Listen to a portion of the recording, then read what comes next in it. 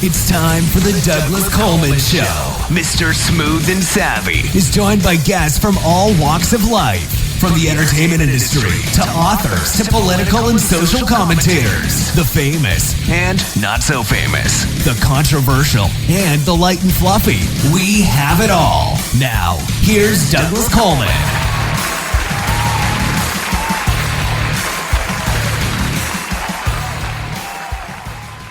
Okay, please welcome to the Douglas Coleman Show, A.I. Fabler. Hello, A.I. How are you? I'm very good, and Happy New Year. Happy New Year to you. And as we were just talking about before we got on, you are in New Zealand, so a long way away. Thank you for calling in. I appreciate it. It's a pleasure. So you've got a book out called Agenda 2060, The Future as It Happens. And we also mentioned that you have a very, very long bio here with lots of questions. There was one that I particularly wanted to hit on straight away, and it's something that I've talked about on this show before. And this was something about a one-world government. I don't know if I'm diving in too fast, but there is this idea that we would be like Star Trek with the United Federation of Planets, and we'd be all this one world. And we would make living on this planet considerably more, well, it'd make it more boring, I would think. But my first question has always been, which language are we going to agree to speak? and who's going to decide that? Because I don't think we're going to get the Chinese and the Russians to agree to speak English. Well, I think the one thing that we can say about the language is that it will definitely be bureaucratic. Yeah. Worldwide, I think you'd have to admit, even the Russians and the Chinese would have to admit that English has become the default language of international organizations. And simultaneous translation, in any case, is so good, so effective now with AI, that it's not really an issue. Well, that's a good point, yeah. The computers are doing a good job. In fact, some of those, even those Google Fish translators, work pretty well when you put in a bunch of English text and it can come up in all sorts of different languages. All right, so maybe language won't be an issue. Just generally speaking, though, do you think we're going to go that way? Is that going to be the only way to save the world? Or are we just going to barricade ourselves behind big walls and tribes and continue with this sort of arms race mentality? Well, I think you have to look at what the stated objectives are of the people who are, to a large extent, controlling the narrative these days. The World Economic Forum, for instance, makes absolutely no secret of its desire to see, if not the total collapse of the industrial model, at least major changes. And a lot of these are now enshrined in United Nations mandates, which an awful lot of Western countries have signed up to. I mean, over 150, I think it might be 168 countries have signed up to a lot of the principles contained in, for instance, the United Nations Article 21. And every year now that we discuss the climate and global warming changes, you see how people are essentially mirroring each other's propaganda. So it's become, by default almost, accepted that these large international organizations will play a much bigger part in our lives. And I think that's what we mean when we talk about a world government. It doesn't mean, just as in the United States, for instance, that there aren't subsidiary levels of government at the state level and at the city level, for instance, because that's how you have to organize things. Oh, well, that's very true. Yeah. I want to read something that I just found on your very extensive bio. The West is gripped by an ideological battle that is characterized as being a war between the woke and the anti-woke. Now, we've heard that term woke a few years now. I didn't even know what it was when I first heard about it, and I had to look it up and kind of get the definition. Just so people are clear, what is the definition of woke? Well, starting with the origin of woke, it's Black Americans, comes from Black American street talk, reputedly out of the phrase, "I'm woke to you," which means I'm awake to what you're trying to do. So woke means aware and on guard against whatever the particular evil appears to be at the moment. I think it's only really come into universal use in the last 3 to 4 years. Prior to that, we were talking, you'll remember over 20, 30 years, how political correctness, PC, became a reference point for when we were talking about progressives and left-wing people. The term was political correctness, but nobody was really sure what was correct or why it was deemed to be political. And then we also had labels like liberal, conservative, left-wing, right-wing. They simply didn't fit quite what was going on in society, and in particular what was coming out of the academic world, which was more related to post-modernist issues and social justice issues. And those have morphed more and more into identity and gender issues, racial issues.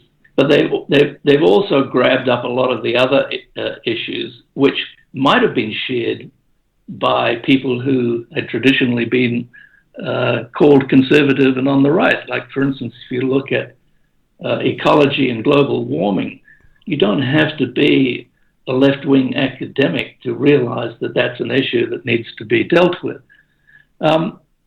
So because we like to all talk in shorthand or think that other people will understand what we're talking about if we use shorthand, suddenly woke came into our lexicon.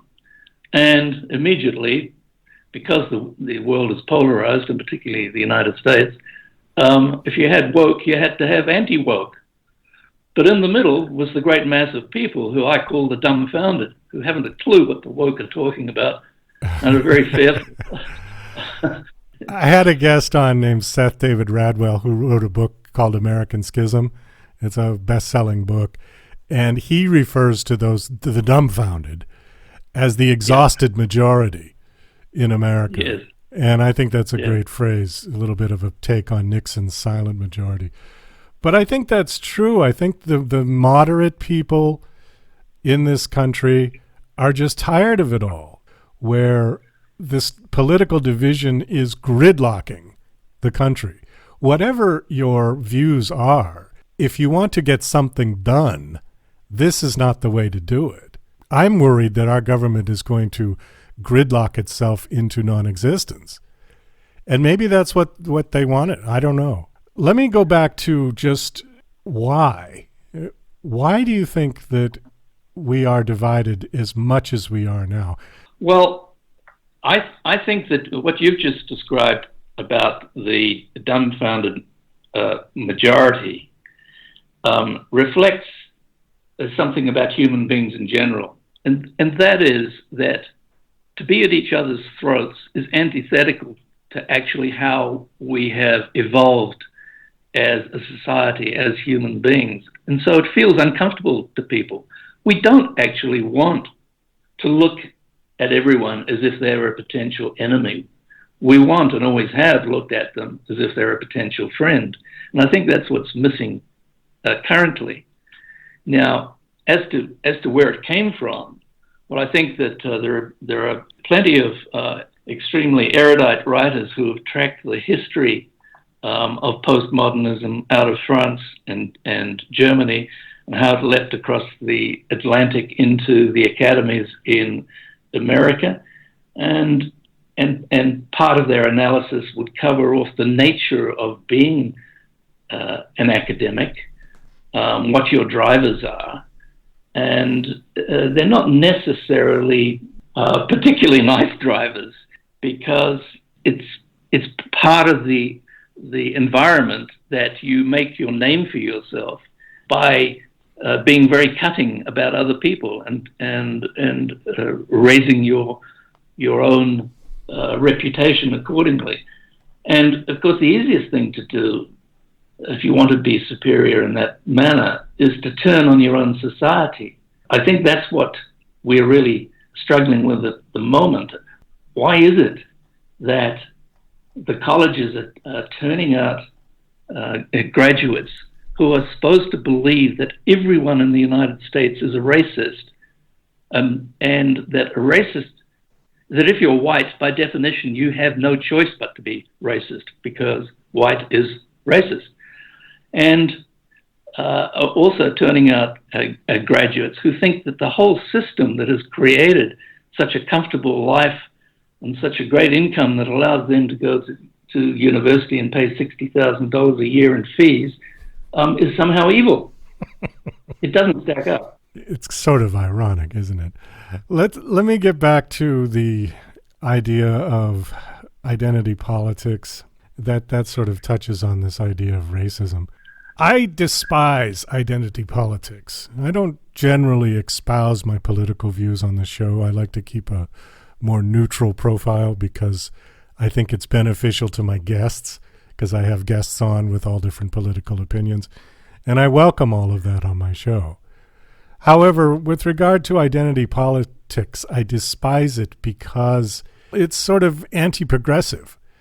It's taking people back to this idea of identifying with a surface level issue, like their skin color or their sexual orientation or their gender identity, which to me, in my opinion, is not something that people should base the foundation of their being on.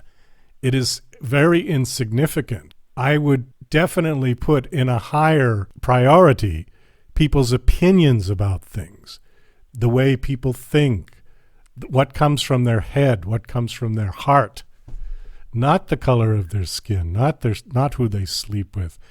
And by identifying people with those factors to a political agenda, I think is wrong, because it stereotypes people. And it's my understanding that we are trying to get away from stereotyping people. You know, well, all blacks have to be Democrats. All gays have to be liberal. It's not true. I've had very conservative black people on my show. I've had very conservative gay people on my show. And I don't see the point of identity politics. Why is it? I think it's only contributing to this division, because now we're just dividing people up in little camps based on their race or their sexual orientation. I don't understand it. Can you explain why people are pursuing this particular agenda? Well, I think what you're demonstrating is that you are an Enlightenment liberal, and that you believe that the dignity of man comes from his individual freedom to express himself. That is antithetical to what the postmodernists have been teaching in education, and in particular in the universities in the Western world for the last 40 years or so. You see, their theme is that everything in society devolves down to issues of power. Even the use of language, the definition of language, is a mechanism for those in power, who they see predominantly as being white capitalists, to control other people. Facts, for instance, empirical knowledge, is regarded again as being the execution of power by that group who they see as being the enemy. Now, the only way to undermine that power structure, in their opinion, is to divide everybody into sections of victimhood. You'll notice that it is not a concentration on a person's weaknesses that that they are concerned with. It's a concentration on the way in which those people are being treated by groups who don't have those weak. So you have, for instance, a large group who believe that you should never mention that somebody's overweight. And how this could possibly make obese people feel better is very difficult for people like you and me to understand. But apparently it does. It enables them to say that they are the victims of other people. They're not the victims of their own behavior, or even in many cases of their unfortunate health conditions. So it's pretty insidious. Yeah, it is, and it's also doing damage to people's own personal integrity by taking away their ability to change themselves. Obviously, there are things about people we can't change. You can't change your race, and I never thought one could change their gender, but apparently that's happening now. People are identifying as one particular gender or another, regardless if it matches up with their genitalia. But I don't want to go down that rabbit hole. But I would argue that the whole concept of identity politics is pretty much limited to the sort of Eastern Seaboard Harvard elites with this, because it doesn't work in other countries. And if you're looking at the world globally, I would argue that Xi Jinping is a far more powerful one man who is non-white, who controls the lives of many, many more people directly than the United States government could ever control in this country. Well, yes, exactly. But now they're not referring to him as some sort of a victim because he's non-white. I'm not hearing that. Exactly. And you see that for instance, Harvard has placed quotas on Asian students because there are too many too smart to get in getting in. So we're now getting into the territory which I cover in this book, which is the territory of absurdity, because you and I have been talking very seriously here about things, and we actually don't have answers. We can put our finger on cause and we can put our finger on effects, but we don't have answers to it, which we might just touch on before we end. But in the meantime, what can be our response to these absurdities? Because they are total absurdities. I mean, I was watching yesterday or the day before the 20th anniversary of the Harry Potter films being celebrated. And the one person who wasn't present was J.K. Rowling, because the young brats that have become millionaire celebrities as a result of being chosen as children to play the parts in the Harry Potter movies had decided that J.K. Rowling saying that only women can give birth, only women have uteruses, was cruel and demeaning to transsexual women who, of course, have penises. Now, what can be your response to that, except to say, this is totally absurd? And what do you do when you encounter something that's totally absurd? Well, Peter Ustinov said that comedy is simply a funny way of being serious, so you try and crack a joke about it. But we're actually at a very high level of absurdity. And I believe that humor is the only defense against absurdity, but there's another element to it. And this is the one that I quote to people from Voltaire. Well, those who can make you believe absurdities can make you commit atrocities. And you only have to read 20th century history to know the truth of that. But of course, nobody's taught history any longer, or history is completely rewritten if it is being taught. So I wrote this book from a satellite point of view, if you like, because my working life has been spent mostly in Europe as a journalist and in corporate finance, and a lot of it also in the Asia-Pacific region in Sydney and Hong Kong. I spent periods in New York, but I was out of touch with the USA, really, despite reading from afar. And you're quite right when you said the rest of the world is simply not obsessed about identity politics. Well, it's not obsessed about any of the woke agenda, really, because they're too busy making a living. Right. And they're far too down to earth. But I was at an artists and academics retreat in Tuscany in 2017, which was the year of the Trump election. And at that retreat were some professors, including a professor of economics from California University. And I found that my usual way of entering into debate, which can tend to be quite vigorous but open, was causing them to shudder as if I was lobbing hand grenades at them. I thought I was just engaged in some fairly vigorous debate. And I realized I had a real problem, because it was like talking to religious cultists. The words that came out of their mouths were so on subject, so tightly constrained by whatever was the agreed mantra, that there was no way of putting in any alternative. That's well put. Agreed mantra. That's exactly what it appears to be.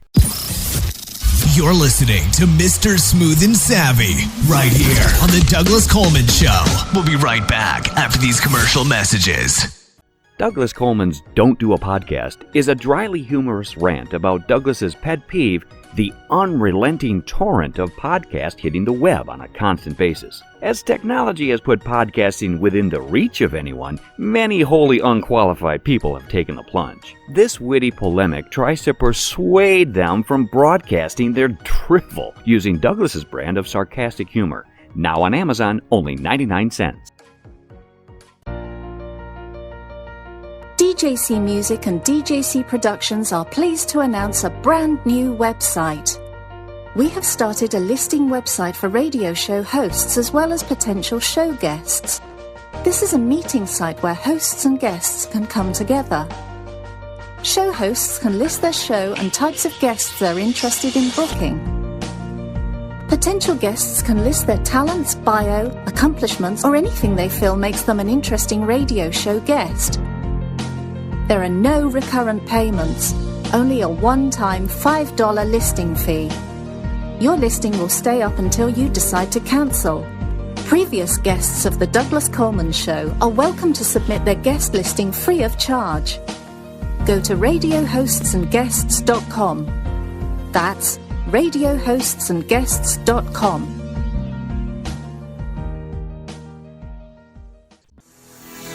Hi, this is John Morgan, production supervisor for DJC Productions.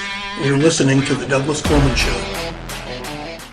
I have to tell you why this resulted in the genesis of Agenda 2060. I struggled with how to actually talk to them, and at the time I was working on a comedy film script about two aged filmmakers who were dredging through the entrails of their life whilst holidaying in Spain, and the title of this was Testosterona and the Meaning of Life.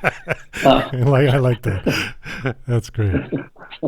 And the wife of one of the academics, the economics professor's wife, was absolutely appalled when I described what the script was about, and she said, "That's absolutely terrible. I can't believe that people would even contemplate making movies about such subjects today." And I said, "Well, why?" And she said, "Well, presumably these two old men are white men." And I said, "Well, they're Jewish, they're filmmakers." And she said, "Yes, white." And she said, "So what you're putting into this play is ageism, sexism, and racism." Oh, God. How on earth could you come to that conclusion?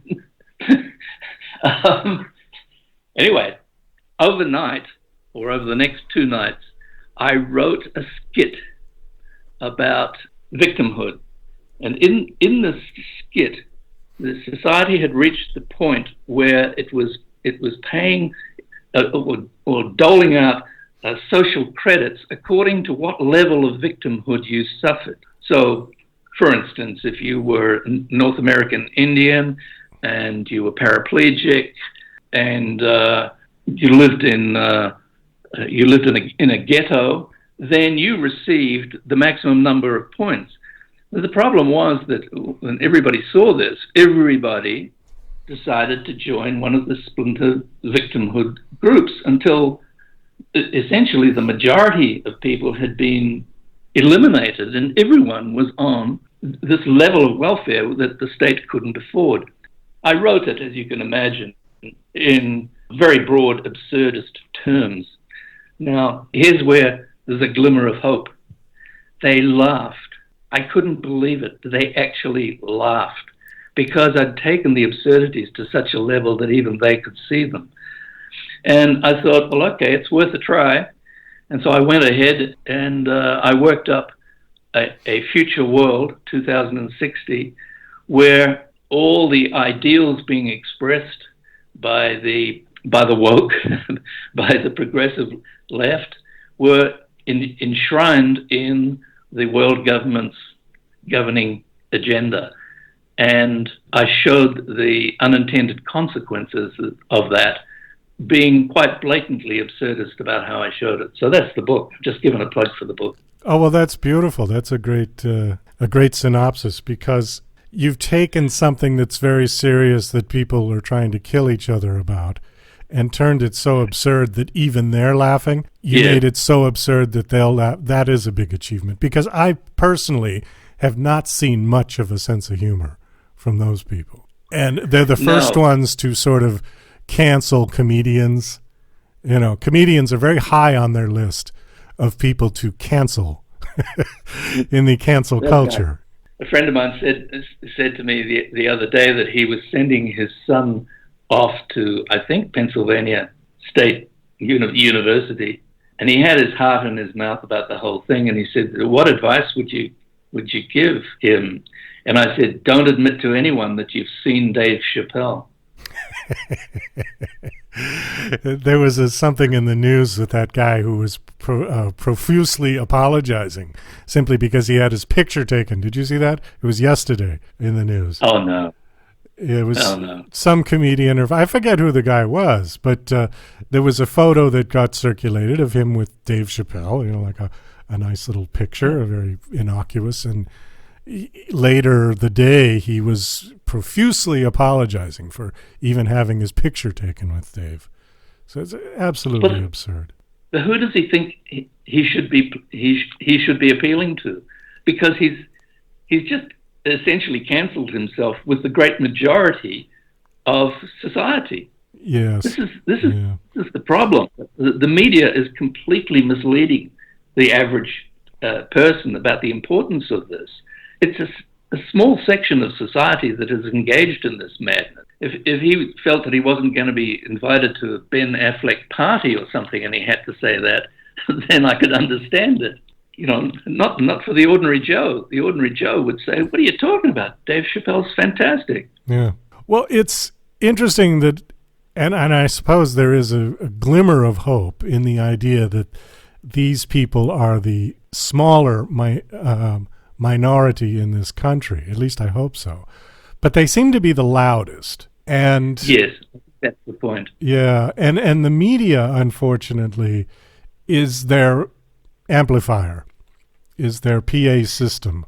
Yes, but I read the other day that something like 78% of people in the mainstream media are college graduates. They've come through this system. That they're taking that thought process out with them, and in fact, it's crept into the commercial world as well. A lot of corporations, particularly through their human resources departments, have got the same sort of virus spreading through them, and it's come straight from the universities. So that's where the problem originates, and that's where it is unfortunately still very virulent. Well, and it's getting even younger than that. I mean, there was the issue in Virginia of the governor's race where the conservative won, and largely it was based on the idea of CRT, critical race theory training, and this was for elementary school children. So it's getting younger and younger for that. I followed that. Yeah. But you noticed that at the federal level, there were people who categorizing these parents as domestic terrorists. Yeah, I did see that. Unbelievable. Now, is that not an example of absolute absurdity? It should be top of the list of absolute absurdities. Maybe with the Harry Potter meeting, we put those two in the same one. Last question, and then we got to wind this down. What do you think the end game is for these people, or do they have one?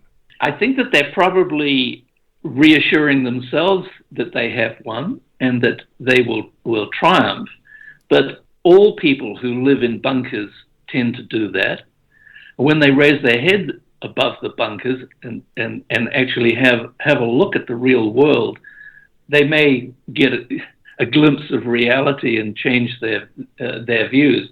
I have to say that there are very good signs elsewhere. I can't give you a categorical assurance that the worm has turned in the United States, but it has certainly turned in France, which is where post-modernism originated. And at the government level, they are beginning to have no truck with it. They're driving it out. It's also true that in the United Kingdom, there are very definite signs that elements of the media and of government have said enough is enough. I mean, I've lived long enough, and I think you've lived long enough to know that no political movements tend to last longer than about 40 years. You think back to the period of the Vietnam War, and I think back to the street riots in Paris and in Germany and Italy with the Red Brigades and what have you. And we were all shaking our heads and saying, this is terrible. Society is changing, so violently, and it's so divided. Just can't believe that young people, hate their elders and hate the society that has given them such privileges. Well, it's the same thing now. Yeah, you're right. It goes through generational cycles. Certainly the parents of the hippie kids of the 60s thought, what in the world has happened to my children? And now it's kind of laughable because it seems fairly innocent. Long hair and crazy colored clothes and experimenting with drugs and promiscuous sex. Those are fairly tame issues. But the idea is still the same. This idea of the generation gap is what they used to call it. And now it's people... violent elements. Yeah. There were violent elements, yeah. Certainly was. But I think the agenda was... I don't think if you were to ask the hippie kids, are you hell-bent on destroying the American governmental and economic systems? They would probably have said no. Where I'm not so sure that that you would get the same answer now from the hardcore woke people. I think that's exactly what they want to do. Oh, yes, that is their declared aim. Yeah. We were dealing with hardcore Trotskyites and Marxists right through the 20s, 30s, 40s, 50s, and into the McCarthy era, and they only went underground. And they've re-emerged in a very similar form in this progressive postmodernist movement. You're right. There was a huge upsurge in interest in communism in the 20s, and actually it started right after World War I, but it really went into high gear at the crash of the stock market in 1929, I think, and then through the 30s, because that was the poster child failure of capitalism, where capitalism ran amok. Unchecked capitalism destroyed much of the economy. And I think there was at least a good reason. Not that I'm saying I agreed with it, but at least there was a reason for people to be upset and wanting change. At this point, I think most people in America who want a comfortable living can earn one. I think the opportunity for anyone is here. I don't see a better system at this point. If I look anywhere in the world, I don't see a better system than what we've got. It's not perfect. It's far from perfect, but I don't see a better one. But remember, it was the intellectuals who were so rabidly committed to Marxism, because there's a tendency amongst amongst intellectuals to believe that if they can describe the ideal, then they can make people live by the ideal. But unfortunately, people are not ideal. Yes.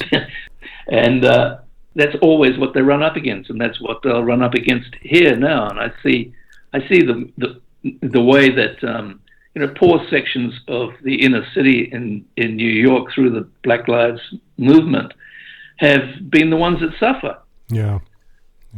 Not the homes of the well-off students who put on their black hoodies and go out and pretend that they are revolutionaries. They're not revolutionaries. They're just violent activists. Marxism seems to work great for robots, but yeah, well, wait until we get humanized AI, then the robots will say this is absurd. We better write a book about it. Well, once the AI robots start developing their own agenda, then it's going to be dangerous when they get to that point where they can. Right now, it's benign because we create the agenda for them. We program the agenda for them. But once the AIs can start to think on their own, away from humans, I don't know. It'll be very interesting. Probably won't happen in our lifetime. I don't know either, though I do read on the topic quite extensively. The consolation is that at the moment there is no prospect of AI achieving consciousness. And when you start delving into what is consciousness in the human being, it's the old brain. It's the one that has come through evolution and shaped our DNA and our genes. Whereas the new brain up the top, with all the active neurons in it, is looking exactly like computer chips and artificial intelligence. So that's what I'm holding on to as hope. Well, I'm holding on to the idea that came from Star Trek. There was one episode in the original series, the 1960s series, where the body had died, but the brains were put in this, sort of green goo, and they had wires connected to it, and they could still talk to each other. Yeah. Yeah, I thought that was great. Then we could just live on forever, even though the body ceases to exist. You live in this sort of awakened reality state, but you have no form other than a big jar of green goo with some brain matter in it. But you're still conscious. I think that's the episode that Elon Musk probably remembers best. It was a great episode. I love that episode. Anyways, we do have to wrap this up. Thank you so much for coming on. My guest is A.I. Fabler. The book is called Agenda 2060, The Future as It Happens. The book is out now, is available? Yes, it's out. It's out now. It's on available worldwide in paperback and ebook on Amazon Books, and shortly in hardback for those people who value books. Great. How long has it been out? September was when we signed off the was the launch manuscript. Yeah. How's it doing? Well, I had a review. It's actually a Kirkus review that ended with all but the most hypersensorious readers who spend far too much time online will find the results hilarious. Well, I have to say that there are a number of hypersensorious readers, and they have no hesitation in letting me know that they don't find the results hilarious. Well, that sounds like a rather left-handed review, doesn't it? I mean, you could take that sort of both ways, as complimentary or derogatory. I'm not sure when you said that. I wasn't sure if that was a good review or not. Well, it started by saying it's a laser-focused, irresistible lampoon of woke culture. I think it was treading middle ground, don't you? Whether you're on the left or the right, it wasn't saying where the reviewer sat. But anyway, that's good. I mean, I really hope that people on both sides of the spectrum will read it. Listening to me today, you may think, oh, he's anti-woke. Well, I'm not. I'm anti-absurdity. There's a fine line there between the some of the woke agenda and, try to dissect out the good points from the bad points. And I think we could be there forever. But we could. Yeah. Be that as it may, we do have to wind this down. Thank you so much for coming on. was nice talking to you. Well, and best of luck with the book. I hope it does well. Thank you very much. Nice talking to you.